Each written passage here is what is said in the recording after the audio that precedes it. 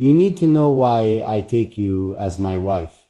The air between us was thick with anticipation as we sat across from each other in the dimly lit room. You had been quiet for a while now, your fingers tracing the rim of your glass. Eyes lowered, but thoughts clearly running wild. Say it, you finally murmured, barely above a whisper. I leaned forward, my elbows resting on my knees as I studied your face. Say what? You looked up then, meeting my gaze with an intensity that sent something sharp through my chest. Why me? Why do you want me as your wife? I exhaled, leaning back into my seat. I knew this moment would come. You had always been someone who needed reasons, explanations, something solid to hold on to. And I had never been the kind of man who threw words around without meaning them. Because you're not just someone I love, I said after a moment. You're someone I respect. Your lips parted slightly, but you didn't interrupt. I've met beautiful women before. I've met kind ones, smart ones, women who could hold a conversation, and women who could turn heads. But you make me think. You make me want to be better. Not because you asked me to, but because just standing next to you reminds me of the kind of man I should be. Your eyes softened, but I wasn't done. You don't just agree with me. You challenge me when I'm wrong. You don't let it slide. When I doubt myself, you don't let me fall apart. You never try to fit into a mold just to please me. And that alone makes me want to do everything in my power to keep you beside me. A slow breath escaped your lips, but you still searched my face as if trying to find something deeper, something hidden.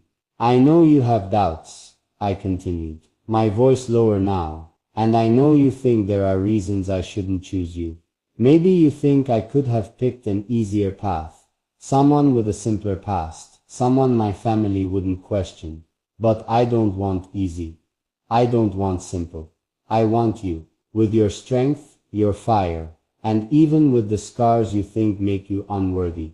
You swallowed hard, your hands gripping the fabric of your dress as if steadying yourself. You need to know, I said, reaching out to take your hand. I don't just love you, I admire you, I respect you, and that is why I take you as my wife. Silence stretched between us for a long moment. Then finally you whispered, and if I don't believe I'm enough. I squeezed your hand gently. Then I'll spend every single day proving to you that you are. You didn't speak again, but the way your fingers tightened around mine told me you were listening, and that was enough. You sat there staring at our intertwined fingers as if trying to absorb the weight of my words. I could see the struggle in your eyes, the war between wanting to believe me and the doubts that had been carved into you by past wounds. You say that now, you murmured, voice barely above a whisper. But what if one day you wake up and realize that you deserve someone less complicated? I exhaled slowly, my grip on your hand tightening just slightly. I had expected this, knew that your fears ran deeper than what you usually let show. Complicated, I repeated. You say that like it's a bad thing.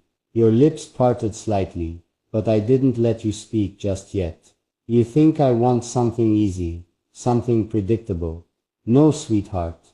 My voice was steady, filled with the certainty I needed you to hear. I want real. I want someone who isn't afraid to tell me when I'm wrong, someone who can stand on her own, who has faced storms and still finds a way to walk forward. Your eyes flickered with something unreadable, but I saw the way your shoulders tensed, as if bracing for something. I didn't choose you because you fit some perfect idea in my head. I continued, my thumb brushing over your knuckles. I chose you because you are you, because I see everything you try to hide, the pain, the fears, the moments you think make you unlovable, and I still want you. You let out a breath, shaky and uncertain. But your family, I cut you off before you could finish. My family will understand, and if they don't, then that's their problem, not ours. You blinked, clearly startled by my unwavering tone. You're willing to go against them. For you? I leaned in. my voice dropping lower. Without hesitation, the silence that followed was heavy, thick with emotions that neither of us were ready to name. You searched my face, looking for any sign of doubt, but you wouldn't find any. Finally, after what felt like an eternity, you whispered, "I don't want you to regret choosing me." I let out a quiet chuckle, shaking my head. "The only thing I'd regret is not making you mine sooner." Your breath hitched, your fingers curling slightly against mine. "I don't know if I can believe that yet," you admitted softly. "Then let me spend every day proving it to you," I said. "Because I will. I promise you I will." And as I looked into your eyes, I silently swore that no matter what it took, I would make sure you never doubted my choice again. You sat in front of me, your fingers playing with the edge of your sleeve, as if the fabric held answers to questions you weren't ready to ask. The silence between us wasn't empty, it was filled with hesitation, fear, and a million unspoken doubts that I could see swirling in your eyes. "You keep saying you chose me," you finally said, voice barely above a whisper, "but I don't understand why." I exhaled slowly, leaning forward, resting my elbows on my knees. I had been waiting for this moment, for the moment you would ask me to spell it out in a way that left no room for doubt. "Because when I look at you, I don't see a choice," I said. My voice steady, "I see the only future I want." Your eyes flickered with something uncertain, something cautious, as if you wanted to believe me, but weren't sure if you could. "It's not that simple," you murmured, shaking your head. "You could have anyone. Someone who fits better into your life. Someone without what?" I cut in gently. You hesitated, biting your lip, before finally saying, "Without my past. Without all the baggage that comes with me." I felt a sharp pang in my chest, not from frustration, but from the sadness I heard in your words. The way you spoke of yourself, as if you were a burden, instead of the person I had willingly, wholeheartedly chosen. "Your past doesn't change the way I see you," I told you, my voice firm. "It doesn't make me question my decision. It doesn't make me hesitate. If anything, it makes me admire you more." You let out a small, almost bitter laugh. "Admire me?" "Yes," I said, unwavering. "Because you're still here. After everything, you're still standing, still fighting. Do you have any idea how strong that makes you?" You looked away, staring at the floor, as if you could find the right response in the patterns of the tile. "I'm not asking you to ignore the past," I continued. "I know it shaped you, but it doesn't define you. And it damn sure doesn't change how I feel about you." Slowly you lifted your gaze back to me, and for the first time I saw something different in your expression, not just hesitation, but hope. A fragile, cautious hope, as if you were testing the idea of believing me. "You really mean that?" you asked softly. I reached for your hand, letting my fingers wrap around yours with quiet certainty. "Every word I promised. And I would keep that promise, no matter how long it took for you to believe it." Your fingers tightened slightly around mine, hesitant yet unwilling to let go. The weight of your past loomed over us, but I refused to let it push me away. "I hear your words," you murmured, "but it's hard to believe them when I've been told the opposite for so long." I nodded, understanding that wounds like yours didn't heal with a few reassuring sentences.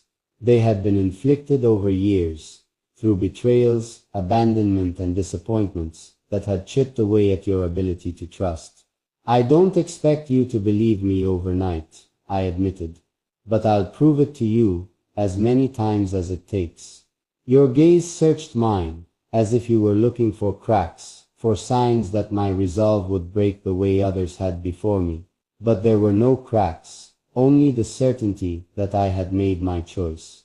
"You make it sound so easy," you said, voice laced with quiet disbelief. "Loving you is easy," I replied. "What's hard is convincing you that you deserve it." A shaky breath left your lips, and for a moment I saw something raw flicker in your eyes, something like longing, like the desperate need to believe in the possibility of happiness. What if one day you wake up and realize you made the wrong choice? I leaned in slightly, my voice softer now but no less certain. Then that would mean I never really knew you, but I do. I know your strength, I know your kindness, I know the way you hide your pain behind small smiles so no one worries about you. I know the way you protect the people you love, even when it costs you everything.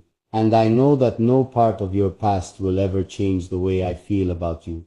You swallowed hard, your throat working against the emotions you refuse to let spill over. You don't have to fight alone anymore, I added. Let me stand beside you. A silence stretched between us, thick with the weight of unspoken fears and unspoken hopes. Then slowly you exhaled. I want to believe you, you admitted. I squeezed your hand gently.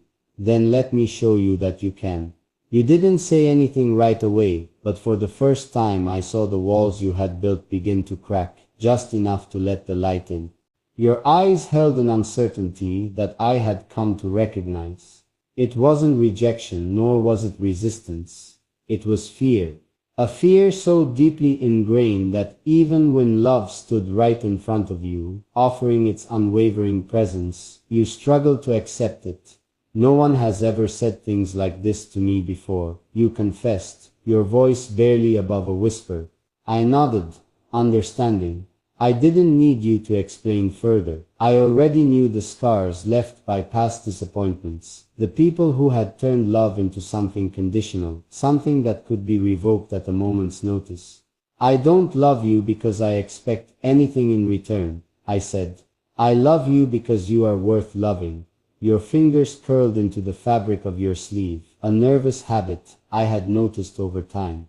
But what if you stopped, swallowing the rest of your sentence as though you were afraid to let it out? What if what? I asked gently. You took a slow breath before answering. What if I'm not who you think I am? What if one day you look at me and realize I wasn't worth it? My heart clenched at the quiet agony in your words. You had spent so much time believing that love came with an expiration date, that one wrong step would make it all crumble. I shook my head.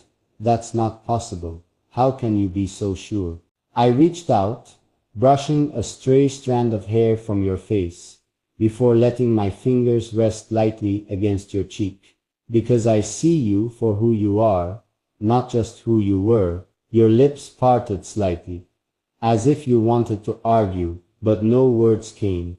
Instead, I watched as your shoulders sagged just a little, the weight of your fears pressing down on you. You don't have to prove anything to me, I added. You don't have to be perfect. You don't have to erase your past. You only have to be yourself. A silence stretched between us, filled with emotions that neither of us could quite name. Then finally, you exhaled a breath so slow and unsteady that I knew it was more than just air. It was the release of a weight you had carried for far too long. I want to believe that you admitted. Then let me show you, I whispered. For the first time, something shifted in your eyes. Not just fear, not just hesitation, but hope. And that was enough for now.